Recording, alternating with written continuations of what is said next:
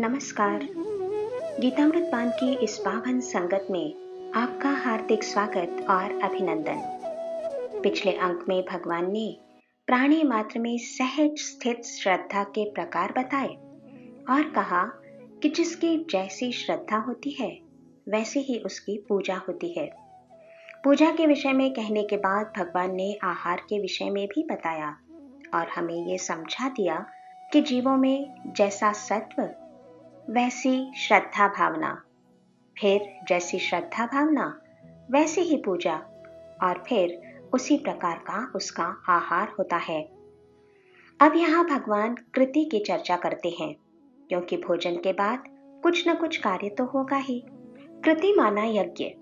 कृति के भी 3 ही प्रकार भगवान ने श्लोक 11 से 13 में कहे कि जो कार्य फल की इच्छा न रख के केवल कर्तव्य समझकर किया जाता है वो सात्विक होता है, किंतु फल पर नजर रखकर दंभ सहित किए जाने वाले कार्य को राजस समझो और शास्त्र विधि रहित, अन्नदान रहित व श्रद्धा रहित यज्ञ तामस यज्ञ होता है। इसके बाद भगवान तप के विषय में बताते हैं कि तप माना सहन करना, स्वयं को गलाना। शास्त्री जी ने इसे एक सुंदर उदाहरण से समझाया है कि सब सोए हुए हैं, ऐसे में एक व्यक्ति अपनी निद्रा को त्याग कर उठता है और अभ्यास करता है। इसे ही तप कहते हैं। जिन साधनों के द्वारा तप किया जाता है उनके आधार पर ये कायिक, वाचिक और मानसिक 3 प्रकार का होता है। इनका वर्णन करते हुए भगवान कहते हैं, देवद्विज गुरु प्राज्ञ पूजनम शौचमार्जवम ब्रह्मचर्यम अहिंसा च शारीरम तप उच्यते अनुद्वेगकरम वाक्यम सत्यम प्रियहितं च यत् स्वाध्यायाभ्यसनं चैव वाङ्मयं तप उच्यते मनः प्रसादः सौम्यतं मौनम् आत्मविनिग्रह भावसंशुद्धिरित्येतत् तपो मानसमुच्यते। कि जीवन में देव, ब्राह्मण, गुरु व विद्वान इनका पूजन, पवित्रता, सरलता, ब्रह्मचर्य व अहिंसा का पालन करना शारीरिक तप कहलाता है। किसी के मन को ना चुभने वाली, सत्य प्रिय और हितकारक वाणी बोलना और स्वाध्याय का अभ्यास करना ये वाणी का तप होता है। और मन की अखंड प्रसन्नता, सौम्य भाव, मन की वृत्तियों पर नियंत्रण रखना और भावनाओं की शुद्धि ये मन का तप है।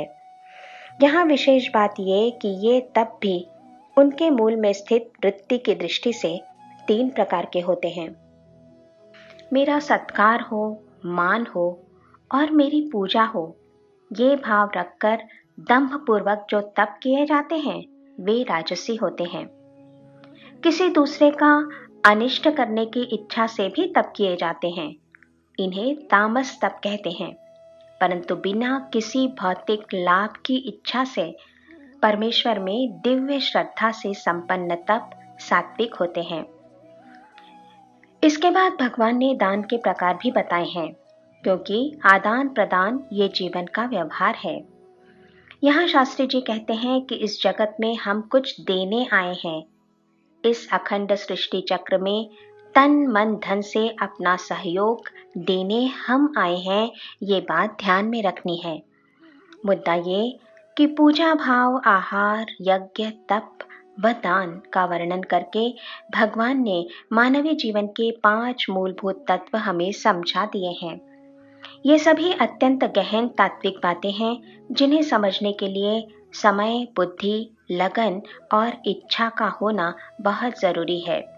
लेकिन ये तात्विक ज्ञान हम जैसे सामान्य जीवों को समझाकर जीवन की उन्नति का सुलभ मार्ग भगवान ने गीता के द्वारा हमें दिखा दिया है।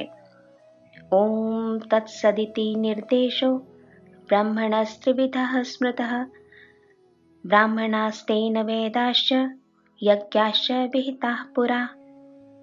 कि ओम तत्सत ये 3 शब्द ब्रह्म के वाचक हैं, जिनमें ओम का अर्थ है हाँ, ये समर्थन के रूप में है। तत् माना वो तत्व तथा सत माना सत्य है। इस तरह ओम तत्सत का पूरा अर्थ हुआ। हाँ, वो तत्व सत्य है। शास्त्री जी कहते हैं कि बस यही विश्वास रखकर हम अपना प्रत्येक कार्य करें तो उसमें रस आएगा। प्रत्येक कार्य का प्रारंभ ओम तत्सत से और कार्य की समाप्ति भी ओम तत्सत ब्रह्मार्पणमस्तु से। ये समझ जीवन में रुल जाने से कर्ता भाव जाता रहेगा। 24वें श्लोक में भगवान ने कहा है कि तत् का उच्चार करके और फल की इच्छा न रख के सब कुछ परमात्मा का ही है, ये भाव रखकर श्रेष्ठ पुरुष यज्ञ, दान, तप आदि क्रियाएं करते हैं। इसलिए ये लोग सदा ही छूटे हुए रहते हैं। इस बात को शास्त्री जी ने एक उदाहरण से समझाया है कि यात्रा करते समय हम अक्सर ऐसे लोगों को देखते हैं जो स्टेशन आने पर तुरंत उतर जाते हैं और उनका सामान उठाने वाले अन्य लोग होते हैं। ठीक इसी प्रकार जिनके जीवन का बोझा स्वयं भगवान उठाते हैं, उन्हें भक्त कहते हैं। ये भक्त सदा मुक्त होते हैं क्योंकि इन्होंने अपने समस्त शारीरिक, मानसिक व बौद्धिक कार्य उस अनिर्वचनीय तत्व को अर्पण कर दिए होते हैं। शास्त्री जी ने इसे एक उदाहरण से समझाया है कि जैसे पुराने जमाने की स्त्रियां अपना मन, बुद्धि सब कुछ अपने पति को अर्पण कर देती थीं। आत्मार्पण कर देने से उनका मैं बचता ही नहीं था। उस समय ये स्त्रियां अपने पति के लिए तत् अर्थात वो शब्द का ही प्रयोग किया करती थीं। मुद्दा ये कि तत् शब्द में बड़ा गूढ़ अर्थ भरा है। सद्भावे साधुभावे च सदित्ये तत् प्रयुज्यते, प्रशस्ते कर्मणि तथा सच्छब्दः पार्थ युज्यते। भगवान ने कहा कि सत् शब्द साधुता तथा सद्भावना का प्रतीक है। अर्जुन, जो लोग सद्भाव में अपने समस्त कार्य करते हैं वे सज्जन कहलाते हैं। शास्त्री जी ने यहाँ एक टिप्पणी की है कि हम भी ऐसा ही कहते हैं, लेकिन वो भाव हम रख नहीं पाते। हम भी पूजा करते हैं, शंकराचार्य जी ने भी पूजा की, किंतु जिस बद्रीनारायण की पूजा शंकराचार्य ने की वहां भगवान आए। ऐसे ही नाथ द्वार में कृष्ण भगवान आए क्योंकि वहां वल्लभाचार्य ने पूजा की। स्पष्ट है कि हमारी क्रिया और महापुरुषों की क्रिया में भाव का फर्क होता है। इस फर्क को ही भगवान ने यहाँ समझाया है। अंतिम श्लोक में भगवान कहते हैं कि यज्ञ, दान, तप आदि यदि ईश्वर प्रीत्यर्थ किए जाएं तो वे सत्य हो जाएंगे और अश्रद्धा से करने पर वही असत्य हो जाते हैं। अश्रद्धया हुतम दत्तम तपस्तप्तम कृतम च यत् असदित्युच्यते पार्थ न च तत्प्रेत्य न इह। कि पवित्र कार्य भी यदि अश्रद्धा से किए जाएं तो वे निष्फल हो जाते हैं, निरर्थक हो जाते हैं। फर्क केवल भाव का है। अर्जुन रोया, उसने शोक किया। हम भी शोक करते हैं, लेकिन अर्जुन का शोक विषाद योग बना और हमारा केवल भोग होता है। शास्त्री जी कहते हैं कि श्रद्धा और बुद्धि का उत्कृष्ट मेल करा के हमें ऊंचा उठाने वाला ये अध्याय है। आइए इस श्रद्धा त्रय विभाग योग अध्याय को श्रद्धा से नमन करें और तत्व सत को अपने जीवन में बचाने का संकल्प लें। जय श्री कृष्ण।